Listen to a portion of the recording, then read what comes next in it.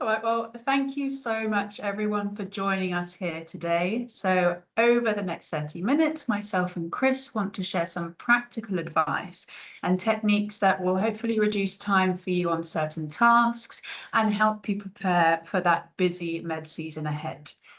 A bit about me. I used to be a chief stewardess for 10 years. I worked on vessels from 30 meters to 90 meters. So that's given me a really great insight into the inner workings and how things operate on a broad spectrum. And that has really helped me to help our clients here at Centtrip. So today we are going to be covering setting up an account for a yacht and ordering cards. We'll have some tips and tricks for once the charters are underway, including some things that really helped me. So throughout this session, please add any questions that you may have in the chat and we'll answer them all at the end. So for now, I'm going to hand over to my wonderful colleague, Chris. Over to you.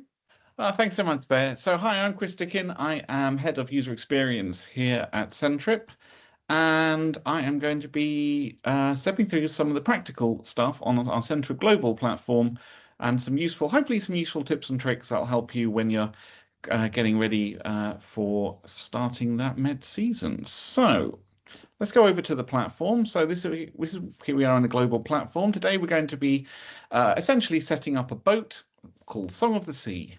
And we're getting it ready to go. We're getting the money all organized. We're getting our users organized. And then we're going to get our cards all set up. So money-wise, you can see here on our dashboard, we've actually already got quite a lot of pounds has been deposited. And that could be from maybe the owner of the yacht, or that could be from the charter sort of managers. Wherever the money's come from, it's landed in there because every Centtrip account has got a VIBAN. And that's sort of the first tip today, which is when you need to get money into the Centtrip account, you've got each operating account in Centtrip has got a unique code, a VIBAN code, which you can use for loading funds directly in there. And it supports multiple currencies. So if you're transferring pounds, it'll appear in your pounds account in Centtrip. If you're transferring euros, it'll go into your euros account in Centtrip, or your euro wallet within the operating account, to get the terminology right. And that's how you can get those funds in there. So we've got those ready to go. So you can, as I say, check that VIBAN within the accounts area. What we need to do first, though, is our charter is going to be in the Med. So pounds aren't a huge amount of use. So first thing we're going to need to do is convert some of that into euros. So that's all done via FX. And sort of the next tip really is about conversion. So you can do spot trades within the platform, which you're probably aware of if you've been using Centtrip for any length of time. Let's get 30,000 in there. We'll get our rate. But you can also, if it's a large amount and you want to sort of lock in a particularly good exchange rate, because you don't need the money at the beginning of the season, but you maybe need the money sort of a week before the charter is due to begin later in the season, you can talk to our team here, and we've got a trading desk. We can organize forward trades. What that means is you lock in a rate, you agree a rate now, and it saves against any future fluctuations. And so it gives you that peace of mind that you know exactly how much money is going to land in the account ready for that charter, ready for sort of, you know, the APA essentially. So that money's there. So we've got our, we've now got our euros ready to go. So that's good. So what we need to do now is we need to set up some users. And this is a really important part of the whole establishing an account. Because generally, you know, if you're working in the office, like me at the moment, I'm sort of signed in. I'm pretending to be essentially what's called a corporate super administrator, which is someone who sets up accounts, who has permission to sort of create users and manage user roles and permissions and so on. So that's what I'm sort of doing at the moment. But then obviously you've got to create your crew, and the first crew of those you're going to be creating as your captain. So this is our captain, Laura Clark. We've actually created her as a user already. Creating users, if you haven't done it before, is very, very easy. You literally just create user and you enter, you know, the name, the email address, date of birth and phone number. You might think, well, why date of birth and phone number if they're just signing in? Well, date of birth and phone number do get used for any identity checks, you know, when you're making payments and so on. So it is good to ensure when you're adding users, those get created correctly. But when you're adding users, one thing you have to do is you have to set their permissions. And you have to set exactly what kind of access you want to give them. And at the moment, if I click on Laura here, you can see they've just been set up with a default administrator role. And in Centtrip, that's called corporate administrator. And that just means they've got standard access to everything. And that might be appropriate for your captains, but it may be you actually want to fine tune exactly what access this captain and maybe your other captains have. And you can do that in Centtrip by setting up roles. This is a great thing to do at the before the beginning of the season, is you can sort of decide, what are the different roles we want to have, and what their spend limit's going to be, and what exactly do we want them to have. And you can create all those roles in advance. And then as you create your users and you'll add your crew and so on, you can just assign the role to them. So what we're going to do is we're going to take this corporate administrator role.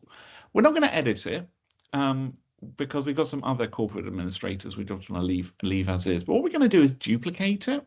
Essentially, we're going to make a copy of that role, and that's going to create what's called a custom role. And that means custom permissions, essentially a custom set of permissions. So we're going to call this role captain, imaginatively, and then we can set the permissions. So we can set the number of approvals. So most people would actually, for any payments made by captain, probably want 2 approvals there. We haven't really got time to do lots and lots of approving today, so we'll just do 1 approval for these guys. But what we do want to do is take down the spend limit, and we just don't want them. And this is their, let's say, 10,000. That's plenty. We don't want them spending like 100,000 on a payment. Then we can go through. We can set exactly how much, whether they are going to have the ability to change currency. And if so, how much currency do we want them to have? I think we'll let our captains change currency, but maybe we don't want them creating new beneficiaries. We only want those created in the head office. I think that's fair enough. We don't want them to be able to approve payments. And then in cards, well, actually, we don't really want them being able to, create cards. And but we probably want them to being able to load cards. So I think that's good. I think that's a nice set of permissions. That's a nice role. So we can save that. And then we could repeat this process if we wanted to create like a purser role or a chief steward role. We can actually do that and sort of limit exactly what they can do. We end up with a nice custom role here, and I can assign that to my captain by just editing them. So I go back to the admin users tab.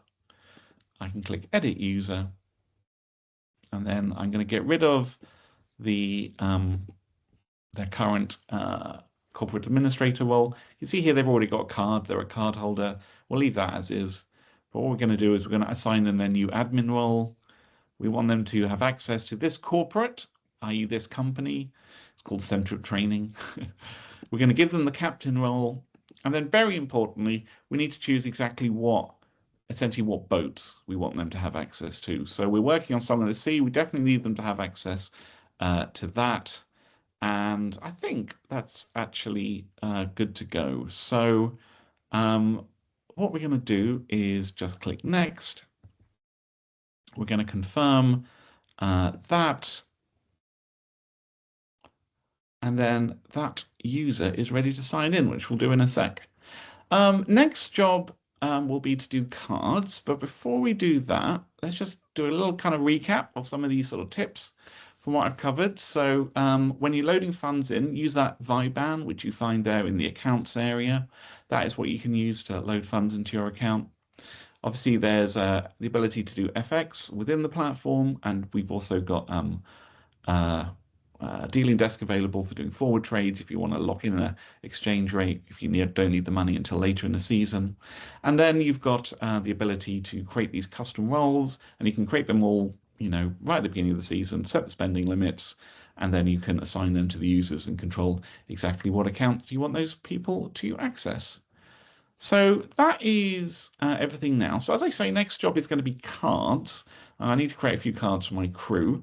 But before that, it'd be good to, I think, to hear from you, Thea, about some of the challenges you find with card management when you're out and about on a vessel.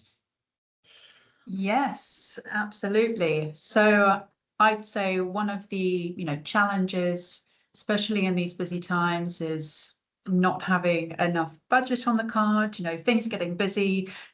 People may have missed how much is actually on that card, and it happens. I've done it before as well. You know, you get to a supermarket, you have 7 trolleys full, you've paid for everything, you've done your packing marathon, and then your card gets declined because there's not enough funds. So with Centtrip, it's so easy just to keep track of everything. So just periodically, I'd say just check the balance, especially if you don't have full access to anything, you can't view it, then just make sure there is a periodic review. So you're not in that embarrassing situation and you have half of the supermarket giving you really, really evil glares. It's not fun. And as well, you know, people will lose cards will get stolen, and that can be very, very frustrating, and, you know, quite puts you in a bit of a panic, because sometimes there is a lot of funds on that card and you do worry. But the great thing, again, with Centtrip, you can lock things. It's so easy. So just know that if that does happen, you have so many tools available to you to ensure that things are safe. And then I guess that one of the other challenges would be just make sure that all the information that you have is correct, especially PIN numbers. And again, I'll say I've been guilty of this. You know, you go do your shopping, you have so many numbers in your head, you go to the checkout and your PIN's not working. And sometimes the problem is it won't actually always 100% of the time terminals or ATMs tell you that your PIN has been entered in incorrectly.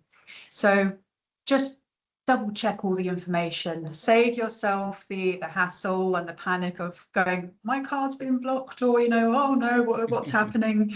Check all the information. It's all there at hand for you. And like I said, I've done it before and had the whole, what's happening? So check the information, check your budget on the card, and rest assured that if you do lose your card, you have all these tools at your hand to make sure that the funds are safe, or everything is safe. You can lock it as you wish. Cool.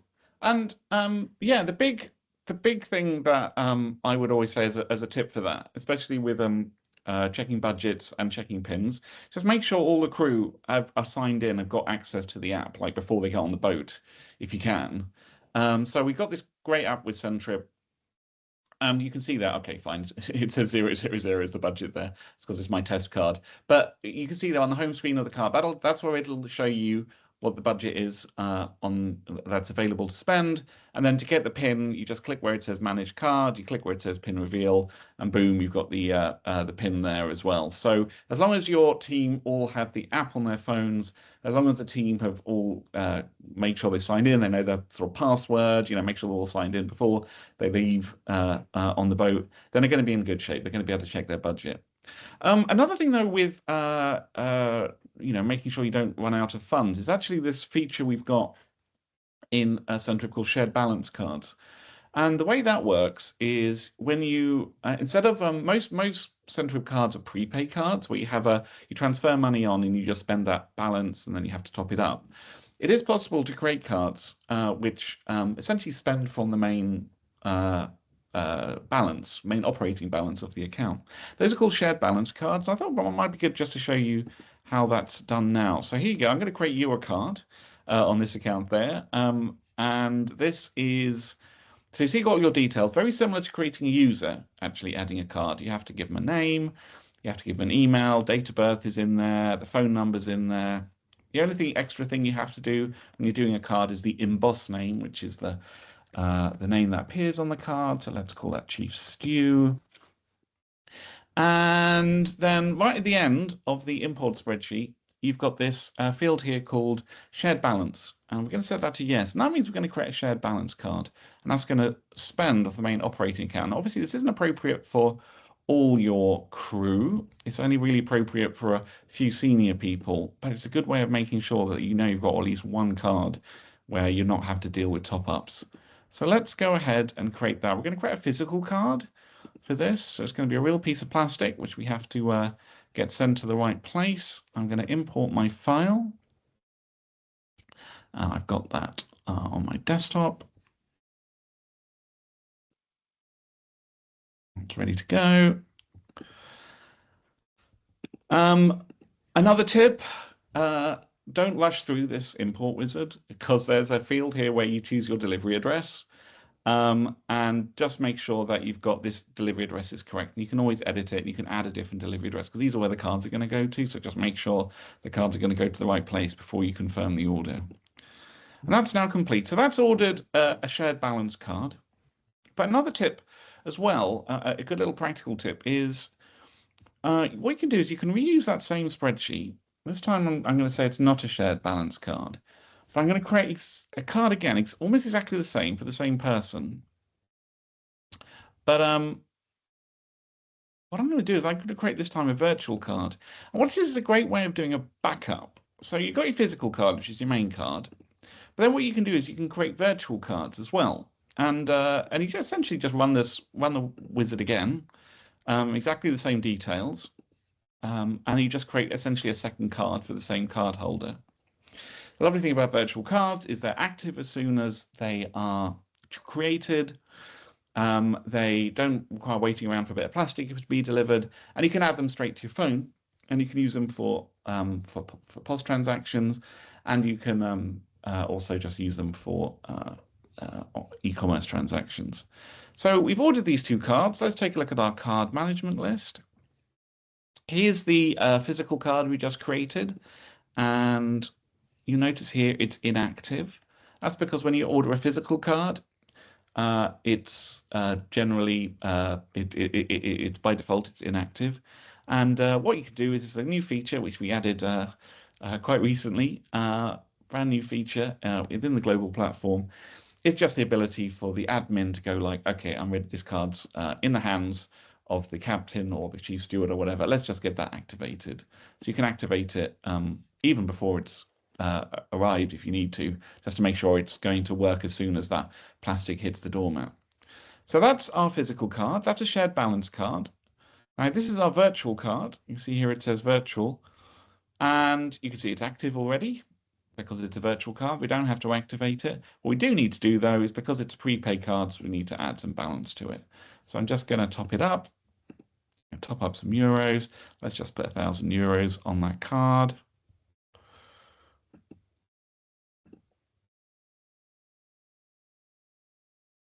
Lovely. So that's now got a balance on that card. And the final thing to do with this card is you go down to the bottom of the details here and you can edit the spend limits on that card. So it could be, well, you know what, this is just a little backup virtual card. I don't want people going crazy with it. So let's just limit the daily spend to that. You know, we can set the maximum transaction amount to that as well. So it means that you can sort of, you know, if it's just a little virtual card, you know, you don't want people going loopy-loo with it. You can just sort of set that there. So it's just a good backup. People have it on their phones. It's a useful backup to have. So let's just do a quick recap then of all that stuff. So virtual cards, brilliant way of just getting people cards and getting them spending quickly. You can add them to your wallets on your phone via the app. You can see the full number. That's how you so you can check the full number in the app, and then you can add it to your add that into your Google Wallet or your Apple Wallet. Shared balance cards are a good option for certain crew members. And as you say, you can manage your spend limits, you can check your balance in your app, and you can also check your PIN in your app as well. So make sure all the crew have got the app on their phones, and that'll really reduce the number of issues you have with cards. Good, all right, it's time to set sail, I think. So Theo, over to you again. The boat has left the shore. You know, the account is set up, everyone's got their cards, everyone's got their app on their phone. So day to day, what are some of the challenges and tasks that you're facing when you're for day-to-day operations on a busy charter? Yes, so I'd say probably one of the first operational challenges, especially for vessels that are doing very busy, you know, back-to-back charters. They're doing charter trips, then owners trips, and then so on, so on. It's very important to make sure that all expenses and receipts, everything are going into the correct category and they're not getting mixed up, because that will give you so much work at the end. You have to sort through everything, make sure it's all good. So I would just say keep track of where those expenses are going, make sure that they are being categorized in the right place, because you don't want to put something onto the owner's budget where it's actually supposed to go onto the charter budget.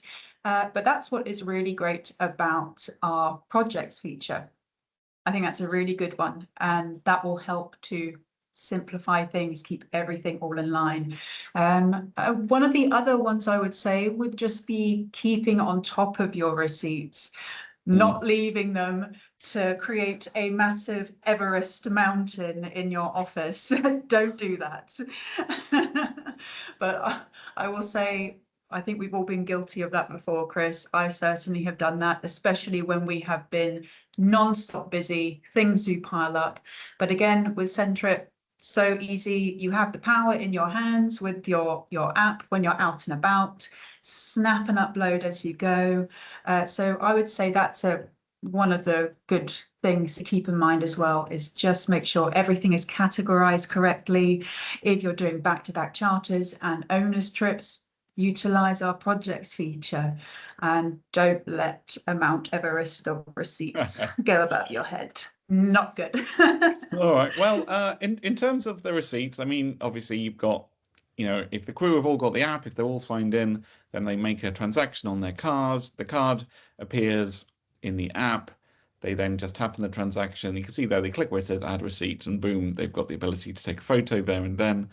So we tried to make it as easy as possible, but there's, I have not done any trips and charters myself, but I know full well how most people aren't very disciplined when it comes to financial admin. So it's a difficult one to stay on top of, but we tried to make it as easy as possible for anyone with the app to actually just get those receipts snapped and assigned correctly to those transactions. Let's take a look at some of these other things then. So just going to go back here. So when you do make a transaction and make when those arrive in, you'll find those arrive in. If I just show you, I need to just switch to an account which has actually got some card transactions in it. So I'm just changing account here, and this one here has got a few card transactions here. We can have a look at these, and as a card transaction comes in, you're able to check the receipts as they come in. It's something you might do as a chief steward or a purser or a captain at the end of the day. You can check that all looks good.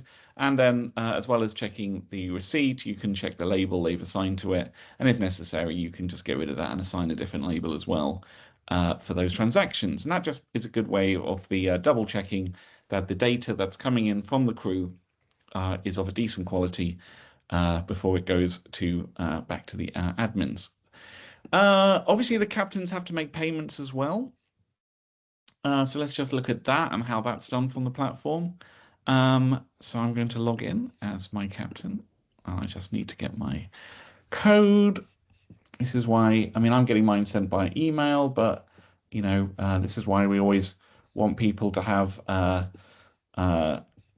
correct phone numbers, because another way you can get your code is via WhatsApp or via SMS. So if your phone number is correct for the user account, it'll mean that you've got those options as well for when you're signing in, getting those codes.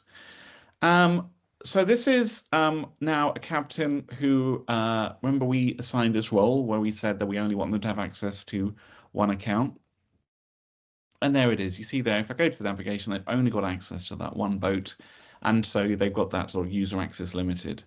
What they can do, though, is they can make payments. And let's go ahead and make a payment. You've got lots of different options for making payments. You've got the ability to import like a whole spreadsheet of payments. That's more useful when you're doing a, like a payroll or something more of an office function. What is useful for captains, and it's actually, you can see here, it's actually designed to work well on a phone. So you can actually make payments. You can sign into the dashboard on your phone. You've got this nice little control here, and you can make a payment. So here we need to make a payment. We need to pay our marina fees. It's the sort of thing the captain might do on the fly. Let's say it's 75 euros for that. You put a little reference in, and I can confirm that, and that payment is now submitted, and that goes off, and is then paid off to the marina. In terms of paperwork, you know, a lot depending on the company. Some companies like every payment made from an account to have a receipt assigned to it, and actually what we need to do first, before we can show you the receipt of this, I need to approve this payment, don't I? There we are. Let's approve that payment, because of course we set up that the payments from that particular user role required one approval. So I'm going to sign out as the captain. I'm going to sign in again as the admin, the CSA, super administrator. Let's go back to our Centtrip training. Let's go to payments, and then manage payments, and select the correct account. And there you can go. I can just click that to see all the payments from that account that are awaiting approval. And there we go. There's our payment, which was just made by our captain. They're like, you know, I need to get out of the marina. Please, can you just get this payment approved? And so, yep, great. The admin, you can view the details of that. You can see, you know, the IBAN, whatever that's used for paying that person. If that all looks good, they can go ahead and approve that. And that payment is now approved. Now, what was I saying before? Is about receipts and paperwork. I can't show you with this one just because it's still pending. It's still just waiting to be cleared. But if I show you this one, I just want this is a payment I made earlier. You've got the ability within the Centtrip dashboard for any transaction that goes out, you can generate a PDF. And you know, you can then you know, email that to your admin, or you can attach it to this payment. Let's just pop that open, and that's got all the relevant information for the payment, including the account information that was used, and the references used to make that payment. So you've got that ability within the platform. You've also got something called an MT103 for certain payments, particularly Swift payments. MT103 is like an electronic receipt. And you've got those as well available from within the platform. And some people like to see those as proof of payment as well. So what have we covered so far? We've covered the ability for captains to make payments. For those payments to require approval. We've looked at the ability to then generate receipts and MT103s for that payments. Oh yeah, the last thing we want to talk about is what Thea was mentioning about projects and actually making sure that transactions go into the correct budgets. We've got a facility within the platform called projects. The main thing it gets used for is charters. So you go to the labels and projects area. So labels is where you set up all your different accounting codes, but this projects one is where you can set up different projects, essentially different charters. And you can see here a charter's got a start date and an end date, and that's essentially the time that the charter is running for. And then what you can do, essentially it works like a label. So you can go through and you can apply this label to any transaction that is that you want to basically be part of that charter. Card transactions get labeled automatically. You just when you create the project, you say, okay, you know, any transactions from these cards, you know, for the lifespan of the charter, just automatically tab. So why don't we put a few in? What we're going to do is we're going to tag, first of all, the initial fund load we did at the beginning. We're going to tag that as being part of the charter. That's kind of like our APA. So that's our start balance for our charter. And then this payment we just made for our marina fees, let's tag that as well. And that's going to be sort of an outgoing of our charter. And then what you can do at any point while you're out and about sailing, you can go to statements and then project statements, and you can have a look at the I've done it the wrong way around. You can have a look at the charter, and you can see like the money in and the money out. I haven't quite got that correct, but you can basically, it gives you the ins and outs of the funds on that charter. So So that's a really useful way of keeping track of the money coming in, the money going out for a charter.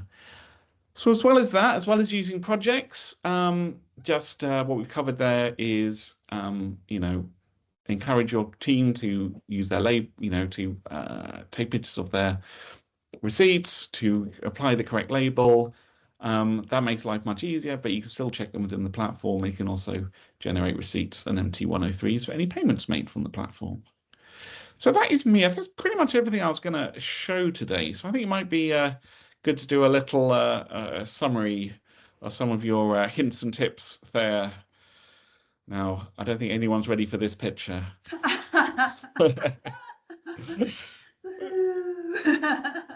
Yes, so this was a very, very busy party we did. This was on a charter. This particular party, we had about 140 people on board.